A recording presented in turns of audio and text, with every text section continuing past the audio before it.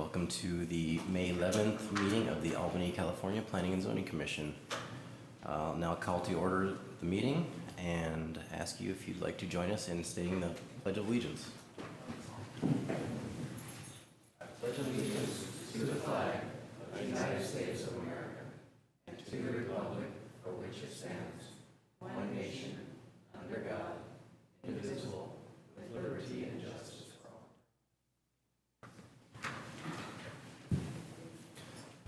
And could we please have a roll call? Sure. Commissioner Donaldson? Here. Commissioner Friedland? Here. Commissioner Kent? Here. Commissioner Minotti? Here. Chair Geeson Fields? Present. The first item up is the consent calendar. Consent calendar items are considered to be routine and or administerial and will be enacted by a single motion. There will not be a separate discussion of these items unless either a member of the public or a commission member requests the removal of an item from the consent calendar. Is there anyone in the audience who would like to pull an item from the consent calendar? I see no one. Are there any commissioners who would like to pull an item from the consent calendar? Yes, I think we should discuss 838 San Carlos. Wonderful. We will pull planning application 16-032, the design review for a lower level addition at 838 San Carlos. Unless there are any other items that a commissioner would like to pull, I am open to a motion on the two items that remain. I'll move the consent calendar items A and B. Okay. I'll second, and I'll make a comment as well. I thought the minutes were really good, really very thorough minutes from last meeting, so thank you. Mm-hmm. Wonderful. Okay. There's been a motion and a second. We'll vote now. All in favor? Aye. Aye. Mm-hmm. Okay. The two items on the consent calendar, the Planning and Zoning Commission meeting minutes from April 27th have been approved, and planning application 16-013, the zoning clearance for Verizon antenna replacement at Golden Gate Fields. And so if you're here for those projects, I just say that they've been approved, and there is a 14-day appeal period. So please do not make any permanent decisions until that appeal period is over. Thank you. And so now I will open it up. I guess, why don't we do a staff review for the... Yeah, I'll be very brief. This is actually phase 2 of the application for 838 San Carlos. It was a year ago tonight, actually, that you looked at the first phase for a lower level addition. At that time, the client's budget allowed for an initial excavation and foundation work in that lower level. They have since decided to pursue phase 2, which would more or less be a close to a maximum build out and result in a 5-bedroom, 3-bathroom home. The scope of this particular project, it's entirely contained within the footprint. It's excavation of the lower level space. So the first phase actually increased the building height because of the new foundation. Phase 2 works within that existing building footprint that was from phase 1 to accommodate the additional living space in the lower level. Great. Are there any questions for staff on this project? If not, I will ask if the applicant is here. I don't see him here. All right, the applicant is not here. Okay. So I'll open up to the commission. So it was on consent calendar. Maybe I'll make my comments and concerns, and maybe I wouldn't oppose the project, but I do have some comments and concerns that other commissioners may agree with or not, and at least I'd like to get the message to the applicant about this. Let's see, a couple things. First, in the staff report, I guess this was a question earlier, I think the description of the project in Yeah, there was a bit page of 3, there's a little error there. Yeah, it's actually a 5-bedroom, 3-bathroom house, I think, at one point in the staff Yeah, 5 report. It and was noted as 3, and then 6. plus a music room. Okay. So my concerns are that this project now is going to have an FAR that's going to go up to 0.49, above 0.45, which is a threshold at which we look for excellent design. I may or may not have been on the commission and voted for the original phase 1 project. I don't remember. the situation, but now that it's being constructed and I look at it out there today, I didn't like some things I saw. And it certainly doesn't reach our standards of excellence in design, at least for that when you get that FAR up above 0.45. And then most of my concerns are not really with the inside or the layout of what they're proposing with the second phase, but with the way the home faces the street and what it provides to the street. I saw that it looks like they've just lifted the home up, and then they have those what do you call elephantine pillars on the craftsman style old home, and they're just sitting there hanging in the air. They're not tied in to the new stucco down below in any way. It's really, and I think that the front entrance to the house is just a cheap, I say cheap, wooden kind of railing. Those are the front stairs, and it does not come up to standards of high quality design as far as I'm concerned. Is that the applicant just coming in? Are you the applicant for? That's 728 Cornell. Okay, different then, okay. So I was really bothered by that. And then there's this storage room in the front of the building that has a door going off to nowhere. Just, there's no steps, nothing there on the north side of the house. Like, what's going to happen there? And then, since there's a storage room there that appears from the plans, it isn't consistently shown in the plans, which bothered me, but it's there. And it apparently isn't weatherproof and can't have a window in it. So you have this massive 8-foot by 10-foot piece of stucco right on the front sidewalk. They've planted a maple tree in front of it, which over time will help disguise that. But at a minimum, I think that we should require a landscaping plan that is implemented. The maple tree is a good start, but there's no landscaping, there's poor landscaping in the front of the house, there's no landscaping along the driveway or on the south side, and it begs for it. It's just empty dirt. I have no idea what their plans are there, but I'm really concerned that this project is going to end up being an eyesore, and the front part of it just does not meet our any kind of high quality design standards. I'd be reluctant to say they should redesign the front entry staircase, but I wish they would. And do something that incorporates a stucco banister or a better entry to the house in some way. There would be a good architect could find some beautiful ways to do that. But anyway, the project, the way the design has come out bothers me. At a minimum, they need to address that issue of the columns just hanging in open air there at the top of the stucco on where they've lifted the house. That must be integrated into the overall structure. So, okay. So I have a question for you, Ann. Given that this was an administerial or on the consent calendar, what's the sort of your understanding of our level of reach that we can make with this application? You have complete discretion to require design revisions or additional information before taking any formal action. Can I ask staff a clarifying question? Yeah, please. I actually really concur with your concerns, but I'm trying to understand our scope and purview as it relates to the existing project and what approvals they have already received. At this point, the purview is only for the interior design, is that correct?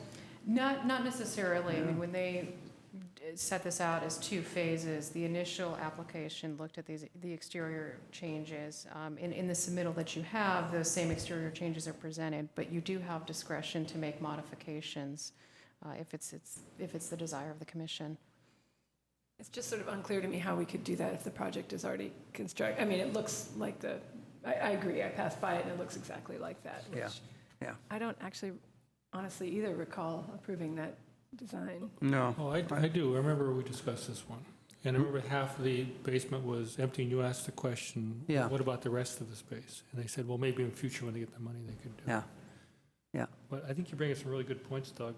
And ask a question, the landscape plan that is shown, I'm not quite sure, it looks like 2 parking stalls that face the apartment to the south. Is that what that is? Right, there's the Hollywood Drive, and then it hits, looks like, there's a parking pad, the Hollywood driveway, and then it hits another pad that looks like it's Oh, I see. Yeah. entrance or faces to the south.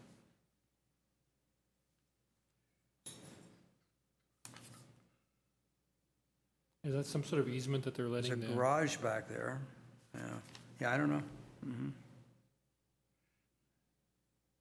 And it looks like yeah, there, okay, so... So, well, Chris, they call this the existing site plan and roof plan, and it shows existing conditions, I think. And the little maple tree that I was talking about is there, and there's another little tree there by the stairs that's there, so. Yeah, I think this depicts only the existing landscaping conditions and not anything that's proposed. Yeah, yeah.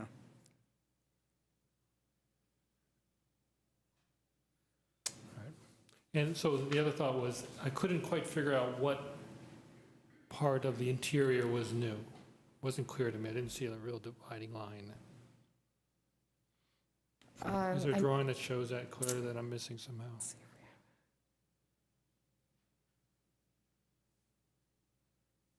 So last year, when this was approved, the bedroom and the family room were the scope of work. That was the 466 square foot addition, and then this was left unfinished. And so bring up the proposed here. Did we approve the building being raised up? Yes. We did, yeah, yeah, okay. Yeah, but we're doing design review, and so I don't know, I think we can open it up again. I think that's the risk they take when they do a 2-phase project, right?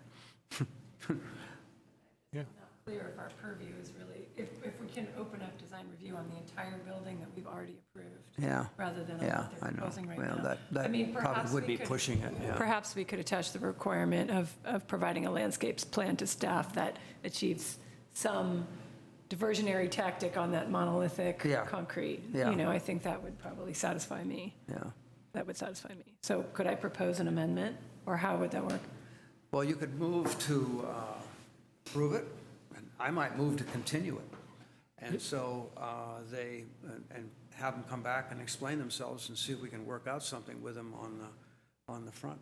Wouldn't we have a reason to relook at the facade because they're pushing the FAR up to the point where all of a sudden now it meets that architectural kind of Yeah, high level. to me, that's the trigger that I I'm just not sure how want. practical it is that the concrete's already poured. I know, mean, I you know. know, Oh, I I see what you're saying, yeah. And the stairs are built, infeasible, and- it's, and the- everything is And constructed. the entryway is built, I know, I agree.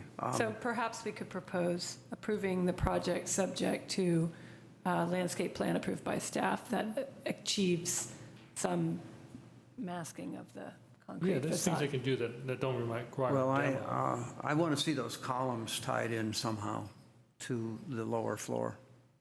And that's really important to me. It just looks completely unfinished and inappropriate. And I'd be happy to, if you want to, if you could include that in a motion, then I'd be happy to have staff work with them on that. I mean, they might be able to do something with stucco and that would run those columns down. They might be able to rebuild the columns so they're narrower. But now they hang out over the edge of the deck by 6 inches in 2 directions. So could I propose approval of PA 16032 with the following 2 modifications? Okay? That the applicant shall provide staff with a satisfactory landscape plan that achieves the objectives outlined in the discussion, And secondarily, that staff approves a revision to the facade that, do you have suggested language there? That connects the columns with the new stucco below that blends the columns into With the new stucco below in an appropriate manner, yeah. So I make that motion. Okay, there's been a motion made, but before I take a second, I guess I'd just like to say that, I guess I think I understand the sort of competing interests here in that I do agree with you, Doug. I think there were some design decisions that sort of, if I will, got by us. And I do think an articulation, for instance, of those columns at the concrete base would be a great sort of addition to it. And there are things that can be done that don't require demolition of it, whether it be, you know, just framing out to sort of box out below those columns to add some depth, or doing a second sort of concrete pour at those columns. So there are things that we could do, but I do sort of sympathize with your point, if I understand correctly, Susan, that, you know, basically we've approved something, now we're asking them to sort of redo it, added costs without their consideration. And the fact that the applicant isn't here tonight to respond doesn't sit well with me, and so I'll just throw out there that I think I would be more open to vote in favor of a continuance of this project. And then hopefully giving staff the ability to sort of clarify the extent of our purview on this project, if possible. So I'll throw that out, but All right, I'll move approval, I'll move that we continue the item to a date uncertain. Well, I guess before I recognize So we that, have competing motions then. I will recognize Susan's motion and ask if there's a second for it. I second. Motion's been seconded. Okay, So all in favor of the motion presented by Commissioner Friedland? vote Approval aye. with two conditions. Yes, with the two conditions. with two conditions, Aye. Aye. Aye. okay. All against? No. Nay. Okay. The project has been approved with the two conditions stated. The applicant's not here, but I will just say that there's a 14-day appeal period, so if the applicant hears this, please do not make any permanent decisions until the appeal period is over. Otherwise, the project has been approved. Okay, All right. that's fine. The next item up is the public comment period.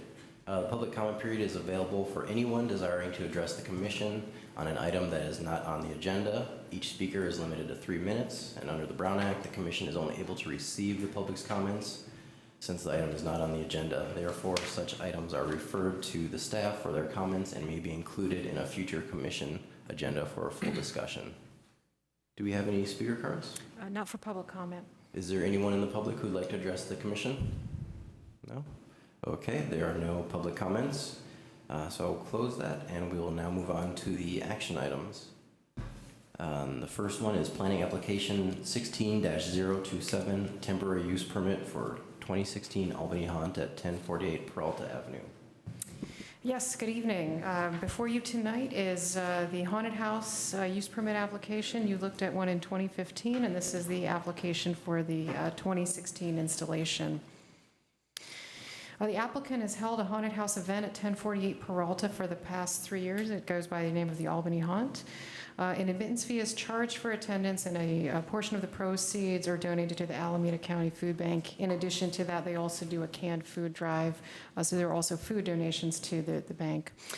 The theme and scale of the event changes annually. As I mentioned, you looked at this in 2015. It came to the commission on an appeal, and the event was held on October 30th and 31st last year. This is the street view. The house in the middle is 1048. In years past, the event was staged in the front yard. Last year's event was staged in the backyard, and this year's event is also proposed to be staged in the backyard. Staff observed the event in 2015 and took noise level measurements from Terrace Park, which were approximately 60 decibels. On-street parking was observed at nearly 100% occupancy on Peralta from Sonoma to Posen, so it was a pretty well-attended event. There were also media trucks last year, one of which was double parked on the street for the duration of the event on Halloween, created some nuisance issues and safety issues within the neighborhood. Section 2020-090 of the Planning Code provides requirements for temporary and seasonal uses. So we categorize this as a live entertainment event, which requires the use permit and is limited to no more than 2 days. In general, use permits of this sort are approved or denied by staff and are appealable to the Planning and Zoning Commission. Given the scale of the event as well as the appeal hearing we went through last year, we thought it appropriate to bring this directly to the Commission for review. This year, the applicant is proposing to hold the event on Saturday, October 29th from 6:30 to 10 p.m. and then on Halloween Day, which is Monday, from 6 to 9:30. In their application, they've outlined parameters for installation as well as a refined project scope. So one of the issues last year was that construction started in July. This year, they are limiting their construction commencement to the end of September and are proposing to work within a 5-week window. Additionally, the footprint of the structure has been reduced. Last year it was 900 square feet. Now it's approximately 686 square feet. And setbacks are being observed on the south side. Last year it was closer to the fence line, and now there is a bit more of a buffer between the structure and the fence. Additionally, the overall height has been reduced to 8 feet. And this is the site plan provided in your packet. So this is the 4-foot setback, and then this is the temporary installation that will cover a large portion of the backyard, but it is smaller than what was installed in 2015. There's also an exit egress means into Terrace Park, which was used last year to provide the means of egress. Included are 13 construction-related conditions with an additional 2 conditions for this year. Last year, you may recall, we came down to the wire. This went to the commission on October 28th, and Halloween was only a couple days away. So this year, we're all doing a little more advanced planning, and so an inspection of the structure as well as the electrical installation is going to occur well in advance of the actual event on October 11th. And upon completion of the construction and installation, no later than October 24th, the city will conduct a final safety inspection. In addition to that, there are 9 event-specific conditions, which are very similar to the 2015 conditions, the only difference being the dates have been changed to reflect this year's calendar year. You received correspondence on Monday and up through this afternoon. All of that was forwarded to you via email. For anyone interested, that's also included in the binder at the back of the room. And with that, we recommend approval of the project. And if you have any questions, I'm happy to answer that. And certainly the applicant is here as well. Okay. Are there any questions of staff for the project? No? Okay, I will. Maybe I should ask a question. So I think, I recognize I had 1 letter of opposition in the information you sent out. Is that right? That's correct. My email was down for a while this afternoon, so I want to make sure I... Yes, there was one. 1 letter of opposition. Yeah. Okay, I read that. Yep. But, all right. In that letter, she lives across the street. I believe so. Yeah. So the neighbor to the south who had a lot of issues last year, we had an email exchange earlier this year just to inform him of the anticipated schedule for bringing this to commission. I emailed him last week with all of the application and exhibit materials, and I haven't heard from that neighbor. Okay. Any other questions? No? Okay, I will ask the applicant to please present your project to the commission. You have 5 minutes with leeway with the chair's discretion. Good evening, Chair and Commission members. I am Sam Dubois, the creator of the Albany Haunt, an event that has raised a considerable amount to help feed those in our community that otherwise would not be able to provide healthy meals for their families. In the process, we provide a safe, fun, and local form of pop-up entertainment. Thank you for taking the time to go over my project. I think that last year's hearing was very instructive, and I'm bad at reading. I have addressed the concerns associated with my project. This year I come before you with a plan that is smaller, shorter, and will cause even less impact to the neighborhood than last year's. I would like to take the time to note that in the past your commission had suggested moving the event to another location. Sadly, I do not believe that this is necessary or, more importantly, possible for this year's event. The expense and lack of availability of sufficient local properties, as well as my commitment to high school, make relocation of the event infeasible. Thank you. I also just wanted to note that in the thing it had talked about admittance, we do not charge admittance. We do accept donations, so there's no form of admission. And thank you for hearing my application. If you have any questions or concerns about the proposed event, structure, or assembly, I'm here to provide you guys, of course, with those answers. Thank you. And now my mother, Holly Dubois, will speak. Hi. Good evening, Chair and Commission members. We appreciate the work of the city staff and the Commission's guidance on our project. Thank you. Last year's event went wonderfully. The terms of conditions for approval of the permit were met, and we worked successfully with the city staff, the fire department, and many volunteers to ensure the safety of every visitor and to carefully manage the neighborhood impacts. Our teams donated 3,200 meals to the Alameda County Community Food Bank, and Sam's being honored for his commitment to ending hunger in our community at the food bank's annual event next week. Sam has planned this year's project with great care and consideration. While reducing the scale of the project may not have been strictly necessary, we want to ensure it continues to be a good fit in our neighborhood. People love this event because it builds community. The need for volunteers brings people together, and it has really turned neighbors into friends. What began as the dream of a 13-year-old boy has become a treasured neighborhood tradition for many that makes our community a better and more vital place to live. I request the Commission approve our application so that this worthy project may go forward. Thank you. Thank you. Are there any, are there any questions of the applicant from the Commission? Not right now, maybe later. I guess one question I'd like to ask is, I know Sam discussed how you tried to find an off-site location, but because of things such as cost and other competing and important interests like school, it wasn't feasible. Were there any other efforts? I believe I was told that you tried to work with Mayor Moss to locate.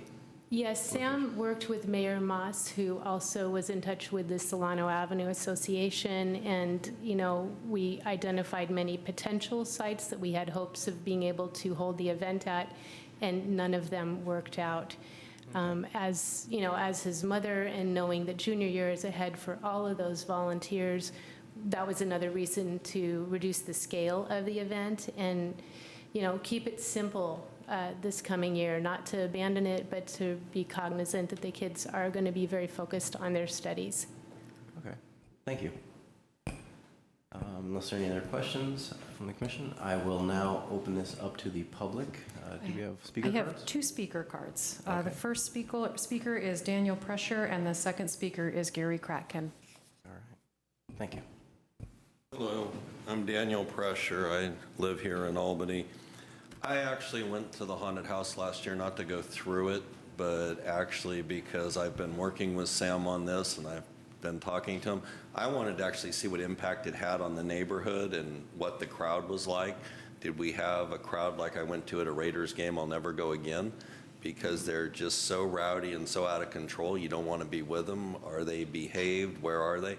For the most part, the crowd was actually well behaved. There was one person who showed up quite drunk, but other than that, they did quite well, and they were having fun. One of the things about this that's just hard to understand is how much fun people have at this thing. I was actually quite impressed. I will say that the staff report mentioned that the parking is sort of used up on the street. That's very deceptive, because I thought when I drove over there I was going to have a hard time parking, and the truth is what you have is this rotating group of people. And so as people go through the haunt, they leave, and somebody else shows up, they go through the haunt and they leave. And so finding a parking spot isn't actually that difficult, but at any given point in time, there are quite a few people parked on the street. I worked with Sam on the alternatives, and realistically, the only way to go about the alternatives is to bring this early in the year to you guys and then actually to keep looking for alternatives. Because if you're going to find somebody who's going to rent you space for something like this, they aren't going to rent you space until close to September because they want a long-term tenant. So they're not willing to do anything. So it's really a difficult thing. And I will work with Sam because I don't really think we should give up on that. But there's no other way to do it. He has to know ahead of time from you, and we don't want another meeting on October 29th or whatever it was. That wasn't good for anybody. It just wasn't.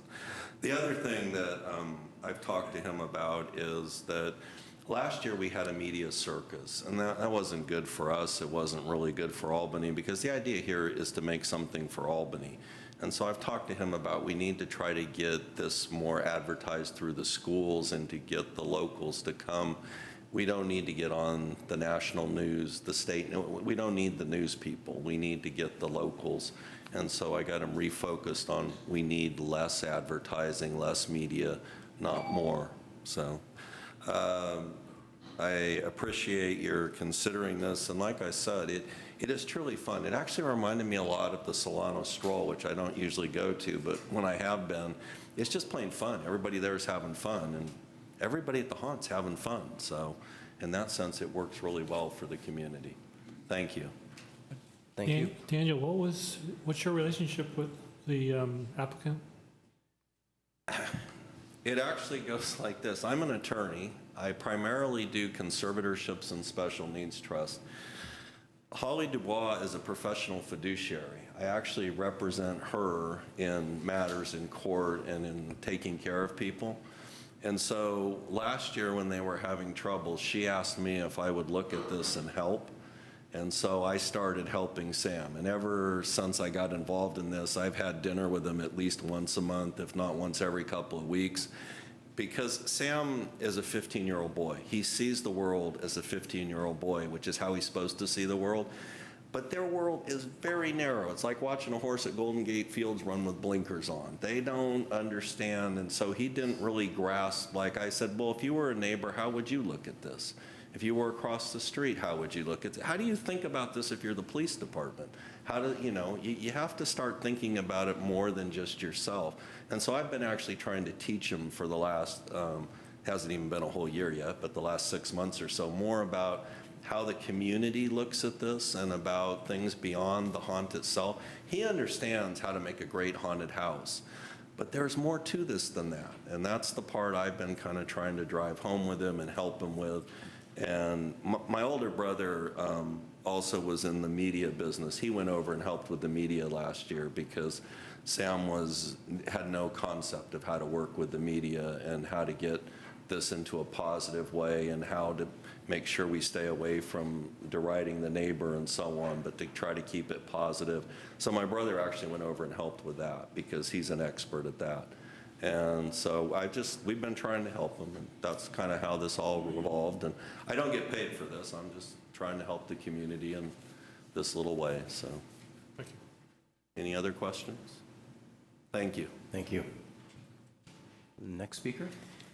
Gary Kratkin.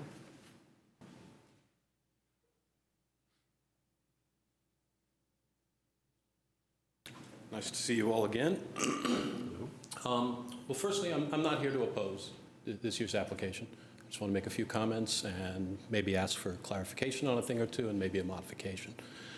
Last year's event did come off okay, under duress because, the permit process had been pushed. And in the end, aside from all the brouhaha, which was truly awful for everyone involved and had lasting effect on us and our standing in the community, the event itself was fine. Looked like a lot of people had fun. The impact on us was perfectly reasonable. And I appreciate that this year it's being scaled back in a few terms: construction size and length of construction, which were both very, very important to us. The biggest thing that people misunderstood when they heard about our case was that the impact on us was not limited to Halloween night, and that was really kind of formed the bulk of our objection. So the fact that the time frame is reduced works for us. I would like to ask just sort of a justification. Why exactly 5 weeks? I always said to myself, if this was 1 month, I wouldn't think twice. So I was just hoping you could explain to us why you need the 5 weeks and try to make that make sense, because I'd really prefer just to think of it as a month. The other thing I'd like to ask, I understand that the allowed construction times are just governed by standard construction permits. There's nothing special in the permit. And that can start at 8 a.m. on Saturday? Is that right? I can double check. It's either 8 or 9 a.m. Okay, anyway, I'd just like to ask that if that could be set to 9 a.m. And I understand Sunday is 10 a.m. Just, some little quality of life helpers that would make a bit of a difference for us. And I guess that's all I have to say. Okay. Thank you. And if I may clarify too, Yeah. Just for everybody's sort of edification, you are the neighbor directly to the south. I'm the neighbor on the other side who challenged the permit. So last that's year. on the south side then? The south side, that's right. Okay. Okay. Thank you. Okay. We have 3 more speakers: Deborah Lee, Nancy Dubois, and Bill Cooper. Okay. Hi, good evening, everyone. My name is Deborah Lee, and I live about 2.5 blocks away. And last year, I was one of the adults that was collecting the donations, welcoming people, directing them into the lines, and trying to, expressing to the crowd how important it was for them to keep their voices down and be quiet, especially as it got like after 8 or 9 o'clock. So there was a core of volunteers, the parents. My sons are both here, and my son Aize is a friend of Sam's from the high school and has been working with Sam for the last couple of years on the haunt. And I just want to say how important the project has been.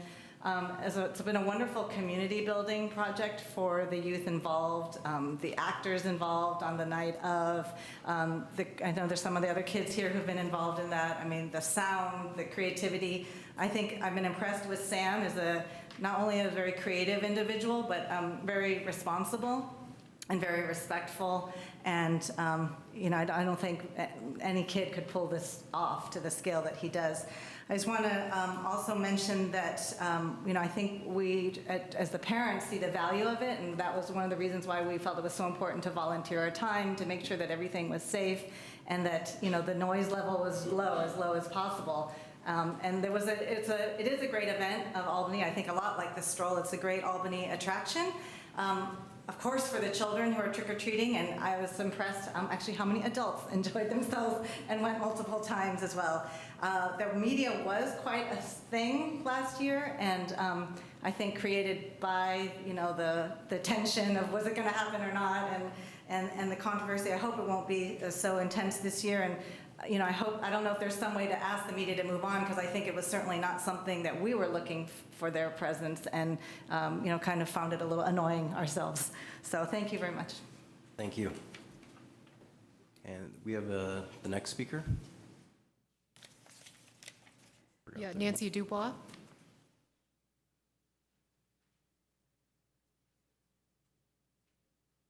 Good afternoon. It's fun having a microphone. I could be here for a while. Thanks for allowing me the time to talk. I wasn't able to talk last year. Couple things that I wanted to say. First is I really want to reiterate that the media that happened last year was out of control for all of us, including Sam. And I feel like a lot of it is being directed at Sam as maybe starting this or somehow, keeping it going. And I want to take the focus off of that, because that was absolutely not what any of us wanted. The other thing is Sam spends some time at my house, obviously during every week. And we spend a lot of time talking about this, and it's really hard to watch somebody who has so much passion for something to be so stressed out over something that's supposed to be fun and something that is supposed to be for the neighborhood and for the community. It shouldn't be that way. He should be thinking about school. He should be thinking about building, a great event for the community, and not whether or not he's going to get a permit or what the media is going to say. So I'm glad to hear that they're all working things out together at the house. And I'd really like for us to be able to just kind of move forward, let Sam create this event and leave the media behind, and have, you know, a good place for Gary and his family to live. I know Sam will certainly always has and will try very hard to respect the wishes of your family. And I know the community really wants to see this move forward. So that's all I'd like to say. Thanks. Thank you.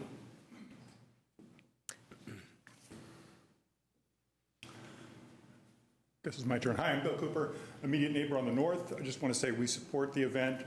I thought it went, last year it went smoothly as expected with the numbers of people that were there, and the media was crazy. I don't expect that this year. I'm glad that we've hopefully sort of forestalled that by starting here in May rather than, as noted, making the tension at the last moment. Event's obviously been scaled down a little bit even from last year. So anyway, in support. All right. Thank you. Thank you. Is there anybody else from the public who'd like to address the commission on this topic? Sure. Please. I just wanted to provide a quick answer on the 5 weeks. That was because the city staff asked for a minimum of 2 weeks prior to the event happening, that we would be all done with construction and they could come inspect, and we would have time to implement any safety improvements. So we don't anticipate we'll be constructing for 5 weeks by any stretch, but we need to be done at least 2 weeks prior to the event. And with regard to morning construction on the weekends, I have the same exact opinion. I don't want it starting before 10. It won't be starting before 10. I don't know. Teenagers don't start working before 10 generally, so we're definitely on the same page with that concern. Yeah.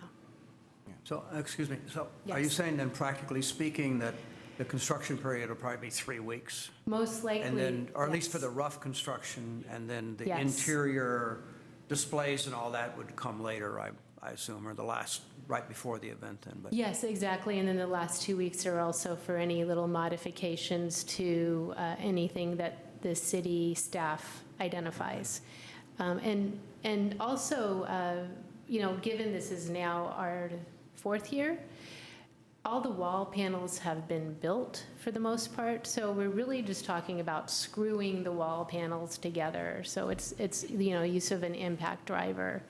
It's not, you know, the extensive construction of actually building the panels. So you're reusing some of the pieces from last year and before? Yes. Okay. Yeah, we reuse them every year. If some of them have degraded, then we need to replace those, but for the most part, we reuse, yes. Okay. And actually, one question, last question for you.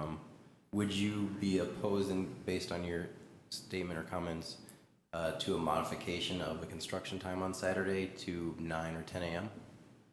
No, I would not. Okay, I'm just curious. At all. Okay, thank you. That would be fine. Unless there are any other people in the public, I'm going to close the public comment period and bring it back to the commission for discussion. Well, I'll go first. I like everything about this application. I like the thoughtfulness with which it was prepared, the responsiveness to the neighbors, the civic activism of the young people who came tonight. Sam, I thought you did a really good job with your presentation. You did really well. And I think this is exactly the kind of event that makes Albany special, that happens at this local scale, and that engages young people and kind of brings sort of civic awareness around the process, and also just requires such a coordinated and organized effort. I think that's a great learning experience. I really respect the thought about modifying the design, the consideration of the neighbors, and I would absolutely wholeheartedly support this project. I would concur. I appreciate your industriousness over the last few years. And the only other thing I would note is I wish I could find a way to get my kids off their screens to do stuff like this. So appreciate all the modifications that you've made to address neighbors' concerns. same. I'm glad to see kind of the compromise, the reduction of the size for Mr. Kraft's and neighbors' benefit, and glad to hear it's being run well. Yeah, I'm glad to see that you're here this early this year, and I applaud you for that and applaud you for the advanced preparations that you put into it. And I hope you, Sam, appreciate what a good friend you have in Mr. Pressler, who's been helpful here, and that's a relationship that I think you've learned a lot, and he's a good teacher, and I think that's a very nice relationship that you have with him, and that's good. And I hope you can appreciate the effort he's put in to help you out on this. That's good. And I just want to make one more editorial comment before I finish. I just want to address the question of being nervous and worrying about this process. I think just as a mom, I just want to say that, you know, being prepared for things and thoughtful with things and having trust in the process and sort of understanding what this body does, can do, and can't do, is like a great civic lesson. And you shouldn't be nervous because you did everything right, and the process rewards that. So, but that's just a little off topic there. No, that's great. You know, I concur with the other commissioners, and in full disclosure, I attended last year's haunt, and I had a great time. It was a great function. My wife also came, and we both, you know, it was like any other haunted house where we were scared and surprised and laughing the whole time. So, so I have no qualms in supporting this project, and I also, last note, just appreciate too the fact that the applicant has tried to look at other areas to have it off-site. Unfortunately, those haven't worked out to date, but I do appreciate that good faith effort and working with the community and your neighbor to address their needs. And I guess I will just say, because I don't think there will be a motion or condition for this, but I would just hope that you continue the good will with your neighbor, and if we don't formally require a later start time on Saturdays, that you try to observe that. That being said, I will open it up for a motion, unless there's any other comments. I would move this is PA 16027, the temporary use permit for the Albany haunt at 1048 Peralta, and I would make the modification that the construction period on Saturdays and Sundays is the 10 to 6 window. Okay. I'll second. There's been a motion, and it's been seconded. All in favor? Aye. Aye. All right, the project has been approved with the sole condition, additional condition. Otherwise, there's a 14-day appeal period, so please don't make any permanent decisions until after that appeal period is over. Otherwise, your project has been approved. Good luck, and hopefully it goes well. Okay, with that, we'll move on to the next agenda item, which is... Mr. Chair, I need to recuse myself on this item, so I Okay. think I'll go and watch the Warriors game. Have fun, Doug. Enjoy yourself. I'll wait till Commissioner Donaldson leaves. And Chair, I also need to add that I need to leave no later than 8:15. I had a babysitter snafu tonight, so I think you still have a quorum, but I may not be here for the vote. Okay. Thanks.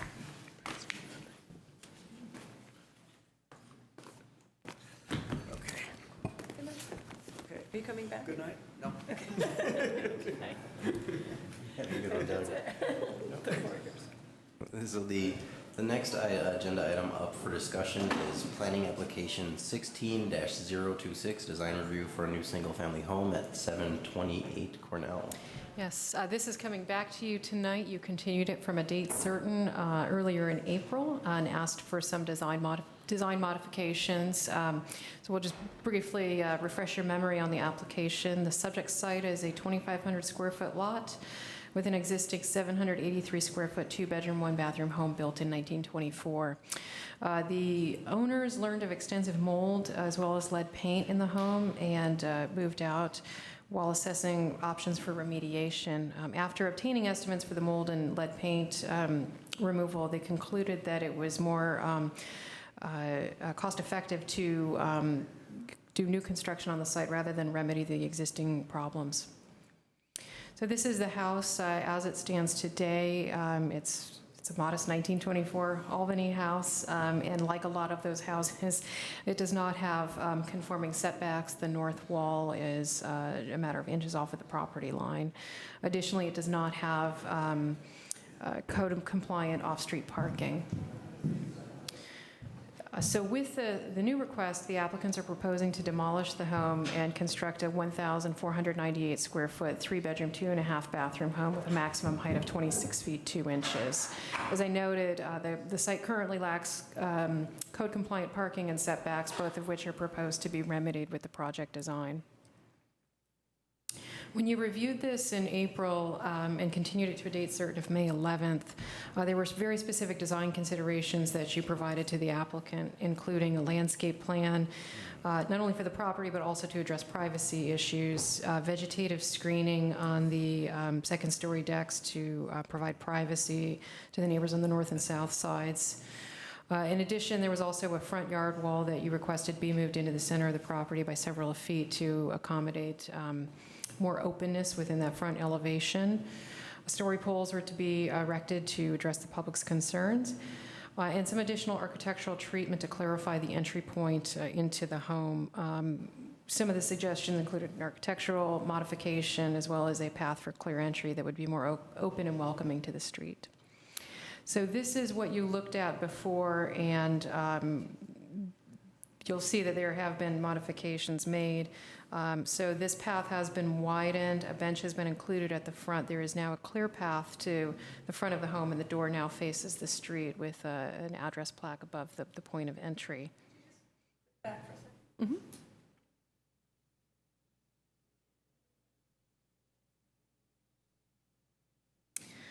And here is the south view with the vegetative landscape screen on the second-story deck, as well as some landscaping on the ground.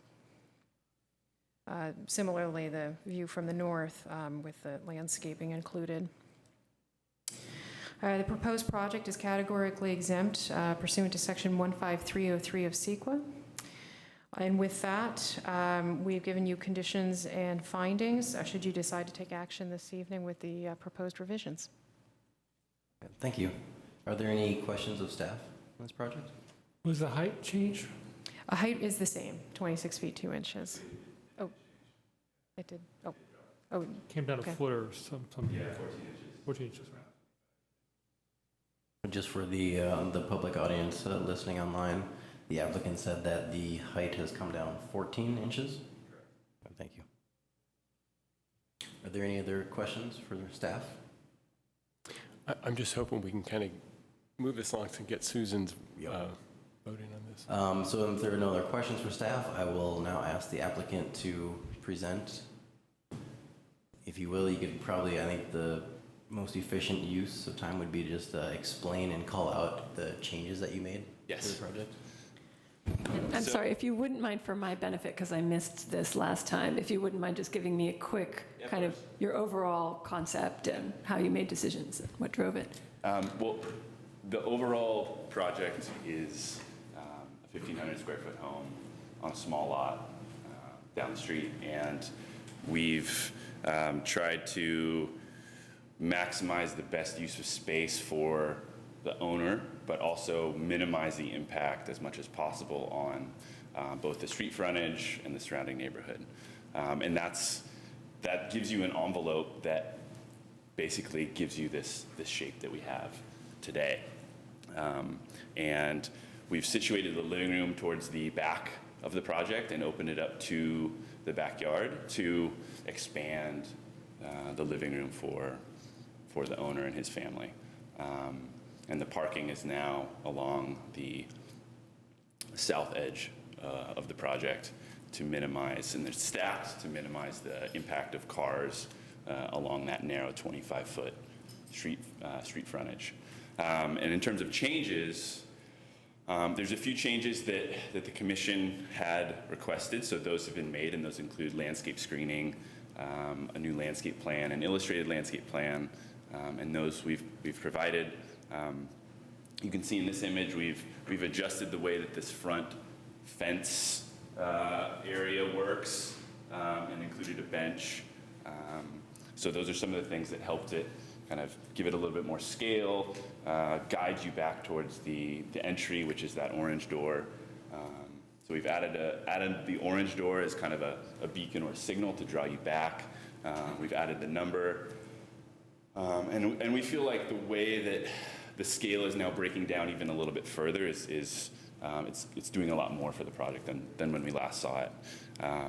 In addition to the comments that were required for us, we've also made some good faith gestures to try to reduce the impact of the project on the neighbors. And one of those is the reduction of height by over a foot. It was previously at 26'2", and we've reduced it to 25 feet. And that 25 feet is only to the highest point. So some of the other points are up to 3 feet lower. And those two high points frame a master bedroom, and then there's a second bedroom towards the back of the building. So they give some volume to those living spaces there. In addition, on the north elevation, we've reduced the size of the upper two windows here and here. So we brought those up by a foot to help minimize the impact of potential views down into the neighbor. And we've also, and you'll see it in the drawings that we submitted, the lower half of this window we're proposing to frost, so it lets in light but also mitigates views. So those are additional things that we felt were positive for the project and also positive for the neighbors. Just a quick question. Yes. I had always been concerned about the entrance treatment and making sure you can read where the entrance is from the street. Yes. I like the solution you came up with, but during the winter months, you won't necessarily be able to see the orange. I mean, what are you doing on lighting there? Well, we are going to have some lighting down the edge. I don't think we've really determined which edge, but it'll probably be along this edge to lead you down the building, and then also lighting under the entry, so you see that. Yeah, All right. You see that door. Thank you. Maybe I'll just kind of say, and please correct me if I'm wrong or if I lose track here, and this is for Commissioner Freeland's sort of knowledge.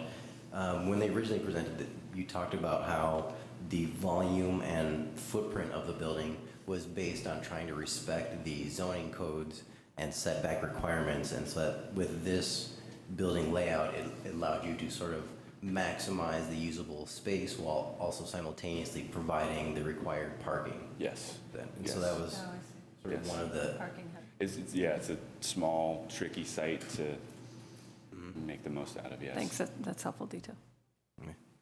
Are there any other questions for the applicant? I just had a question about selection of exterior material and cladding. Mm-hmm. Could you talk a little bit about the materials? Yeah, definitely. We have two exterior materials, and they do a few things. The biggest of those is to give a little bit of texture and break up the scale of the building. So we have a lower piece that's clad in a vertical corrugated metal. So it's kind of referencing a little bit more of an industrial waterfront, something that happens in this area. But then we also have it's probably going to be a stucco or a plaster top. So with those two materials, it really helps the building not look as monolithic and breaks the scale down while still remaining simple and within the budget of the client. And just about the material, I think one of the neighbor letters mentioned that the metal treatment could have a glare. Is it, what type? No, it's not reflective metal. It's not a Gary building. Yeah, Yeah. It's matte. Matte. Yeah, so it won't cause any additional reflection. And in addition, the north side of that building there's no sun, so that reflection isn't a factor. Yeah. And then I guess the last comment, which I'll just kind of say while you're up, was that too, some of the things that we discussed previously when this was up for discussion was the notion of our design guidelines, which sort of, which push us to try to have the front of the house be the sort of inviting entrance. And so that was a big sort of issue, was trying to make sure that the front of this house truly looked like or was inviting to the public rather than just sort of being a window to a bedroom or something of that nature. And so we had some very specific sort of requirements, like moving the fence in, and adding the bench and landscaping in the front to hopefully mitigate that. All right. Unless there are any other questions of the applicant, thank you. You can have a seat. We may call you back up. With that, I don't have any speaker cards, but, oh, you did, I'm sorry, you did give me a speaker card. Okay. You can take the podium.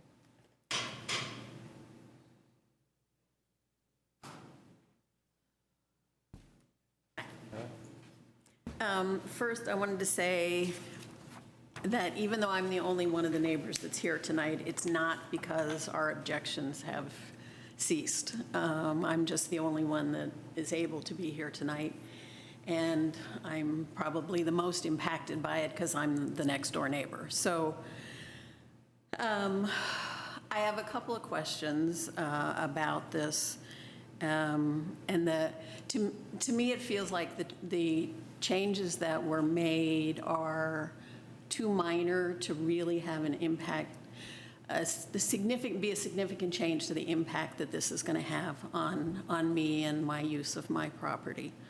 So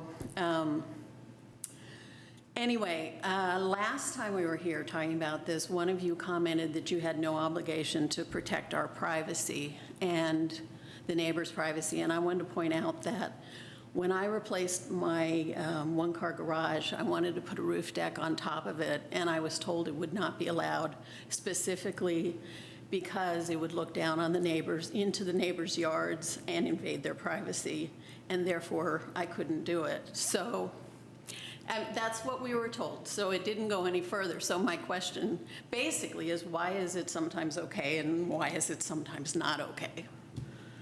So, and we still have issues with this not following the guidelines. There's a list of essentials in the front of the building guidelines, and there are several of them that it doesn't follow. There's no front porch, and I don't think the bench, which is going to become a public nuisance, it's a matter of time until there's some homeless person sleeping there, or high school kids stop off on their way home and they leave a pile of cigarette butts behind. It doesn't replace a front porch. It's not friendly to the street. There's no dormers and bays. There's little respect for the neighbor's privacy, no consideration of the neighbor's views and daylights, no features to reduce mass. So it doesn't follow the guidelines possibly in some ways it follows them, but there are far more things that are stated in the guidelines that it does not follow. So I don't know if any of you have come by to look at the story poles for the couple of days they've been up. And I don't know if you can put it up for me, but I brought some pictures of what it actually looks like from my side, because you have to look up like this to see sky at all. It completely blocks any sunlight in my backyard. Or it will. It doesn't now because it's just poles. So if you want to see, I attempted to do a crude cut and paste of what it's going to look like, and it's just a wall with one window that looks right into my bedroom. And I'm sorry to interrupt. Yeah. If you do you have the images on a flash drive? I can put them If on you the like, computer. You can give them to staff, and we'll quickly take a look at them. So there's one that says one before and after or something. And I don't know if that's big enough to see with the two, and it's also in there separately. Okay.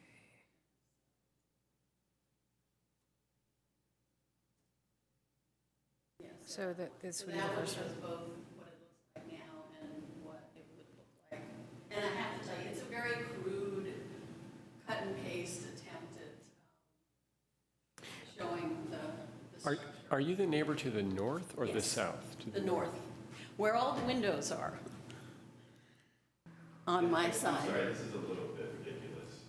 So, and I know this is not what it looks like. This is just an attempt, a very crude, as I said, attempt to show what it will look like. But you can see the top of the story poles. There is nothing we go- any longer open on that side of my property. Can we go to the next photo?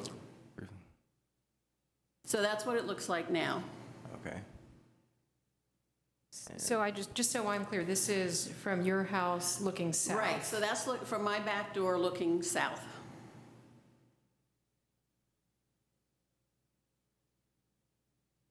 And I know this is not accurate, it's just a,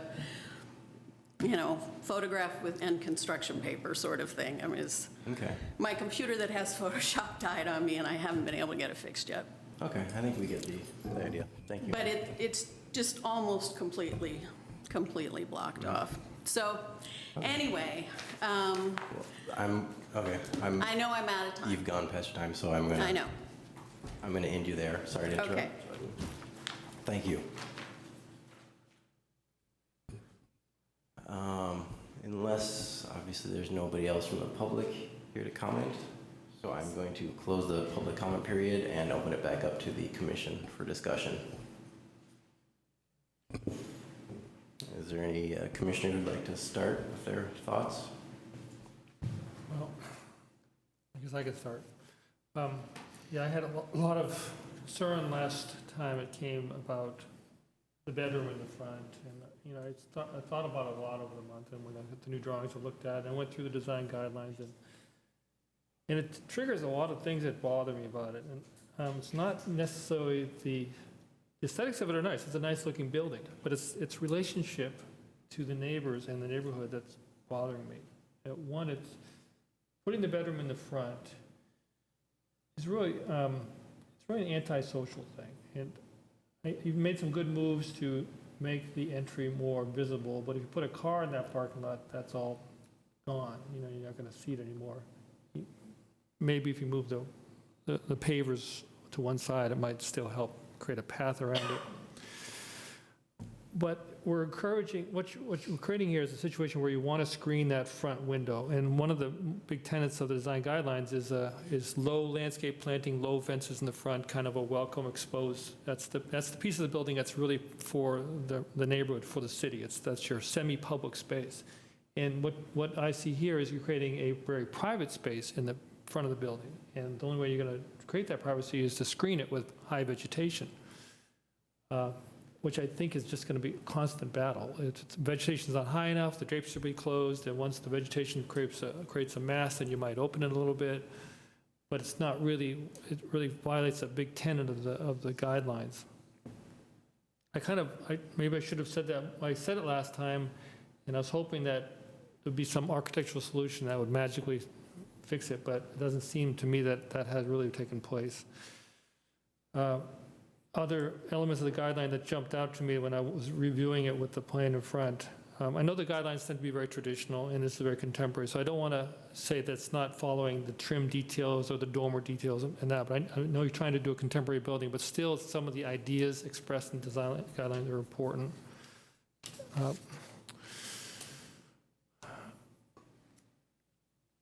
I think the idea of adding warmth to the building, this is somewhat of a cold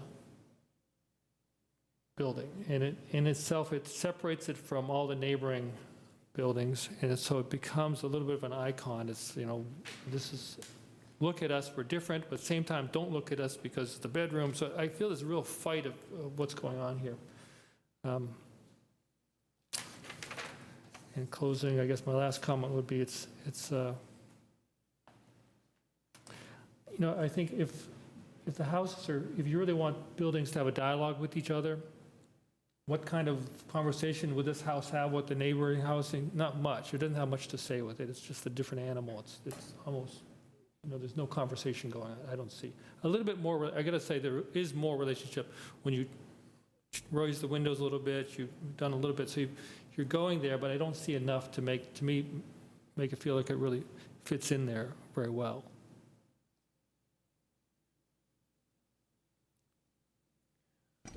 I guess I would say it's a very small site, like many sites we have in Albany. And in this case, parking kind of drove a lot of the configuration of where they could do the layout.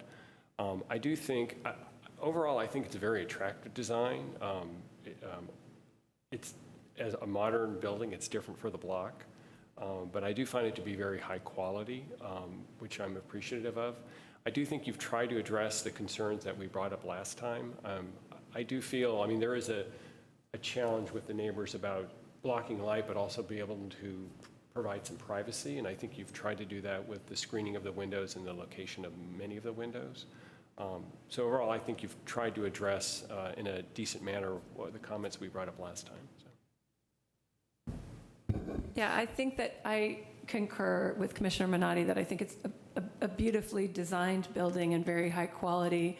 I think it is very different than everything else on the street, but I think that's the nature of a modern building. And I hear the comments from the other commissioners that changes were made that were suggested.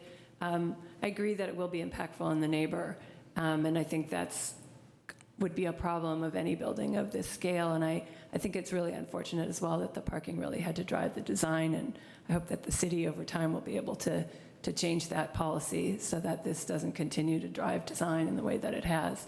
But overall, I think that as a modern building, it's well designed. So those are my comments. I guess the comments I'll make are, I too think, I think it's, aesthetically, I think it's a beautiful building. I think it's contemporary design, which Albany doesn't really have much of or lacks. And I think just because it has a contemporary modern aesthetic doesn't necessarily mean that it should be something that should be excluded from the fabric of Albany. And in fact, I actually like the adding a sort of diverse archetype to the housing stock of Albany, rather than just sort of this monolithic bungalow, city of bungalows. And so, I'm also appreciative of the fact, which I said before, I'm appreciative of the fact that the applicant designed the project to meet all of our requirements in terms of zoning, height, setbacks, parking.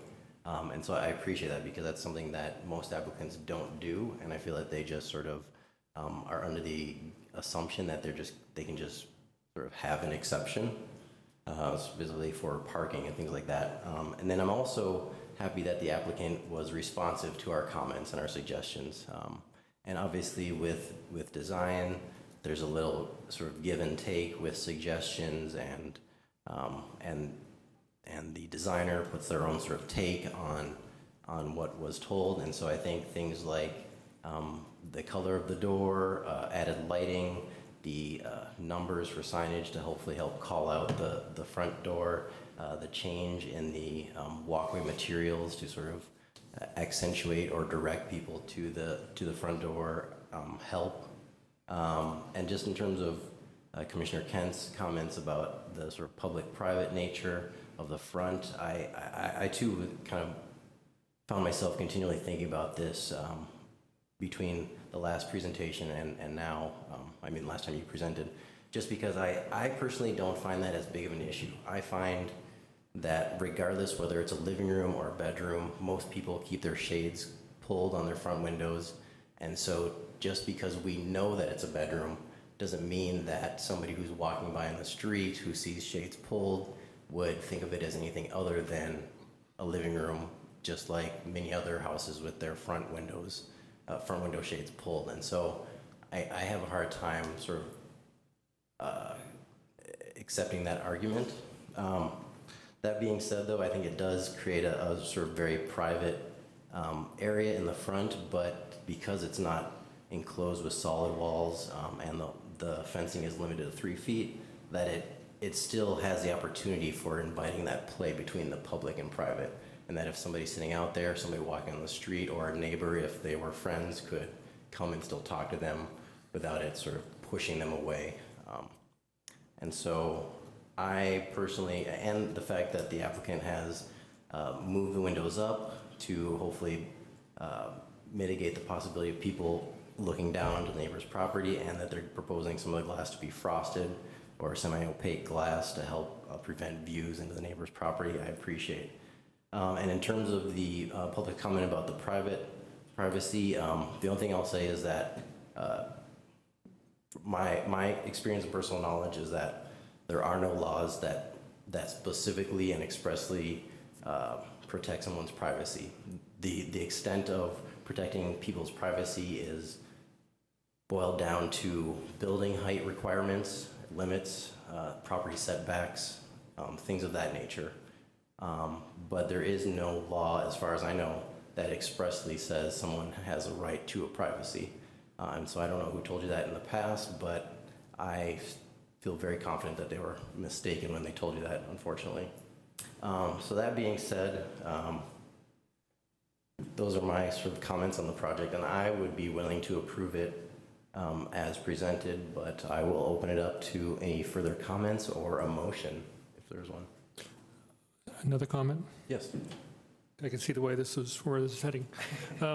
The landscape planting, if that was, if you really want to screen that front window, to keep the shades from always being drawn, you might look at a different plant that Nandina won't get to 6 feet, more like 5 feet, with just enough people to walk by and see in. So I'd like it so the shades don't always have to be drawn. I'd prefer a little vegetation, so I might look at a different plant. Just for clarity, that front bedroom was initially going to be a second dwelling unit. It looked like it. I thought it was. That's one of the Right. reasons why it was initially placed in the front, so that it could potential. Yeah. It's all right. If you want to make any more comments to address something that the commission asked you, just please come up to the mic so we can record it. But thank you for your comments. Can the chair make a motion? Yes, I can, if nobody else wants to. I'll move. This is the PA 16026 design review for a new single-family home at 728 Cornell. Do I have the right one there? Yep, 728 Cornell. Yes. Yeah, Cornell, right. Yes. 728 Cornell. I'll second. So there's been a motion to approve and a second. Unless there's further comments, all in favor of the project? Aye. Aye. Aye. All against? Aye. Okay. Your project has been approved. There is a 14-day appeal period, so please do not remove the stored poles until after that appeal period is closed. And don't make any permanent decisions until that period is passed. Otherwise, your project has been approved. Thank you. Okay, that ends our agenda of action items. Next is new business.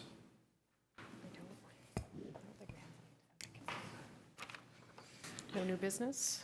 The only announcement I have for the commission is that Orange Theory Fitness, which was approved at your last meeting, was appealed by the applicant over the operating hour starting time. You approved 6 a.m. They want to open at 5:30, so they're going to take their chances with the city council. Wow. They don't know how we work. Okay, well. Too bad they didn't have good representation at the last meeting, that Yeah. they could have answered the question. Yeah, what's interesting is in their appeal, they've provided an acoustical engineering report, which they had prepared, and Oh. the issue of the windows that had come up, they're actually planning to remove them as part of the construction, and that wasn't disclosed as part of the commission Yeah. review. That would have been helpful. Good info. Okay, so that was new business, and that was also announcements. I guess the next meeting is May 25th. Otherwise, I will call to close tonight's meeting of the Planning and Zoning Commission. Thank you. Thank Good you. night. Thank you. Thank you. Thanks, Ann. Thanks for making Yeah.